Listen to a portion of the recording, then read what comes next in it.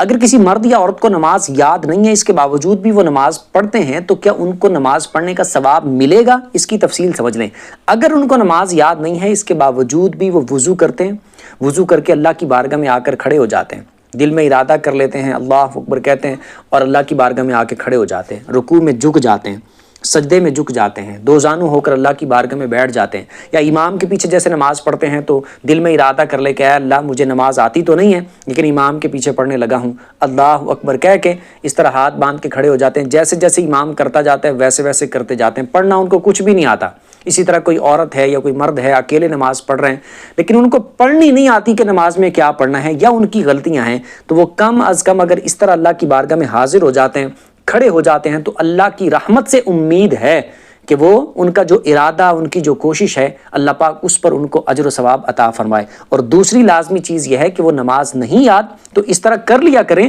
لیکن نماز کو یاد کریں، یاد کرنے کی، سیکھنے کی کوشش کریں، کبھی تو یاد ہو جائے گی، اور جب تک یاد نہیں ہوتی تب تک اسی طرح اللہ کی بارگاہ میں حاضر ہو جایا کریں، کھڑے ہو جایا کریں، انشاءاللہ اللہ پاک کے فضل سے ثواب ملے گا۔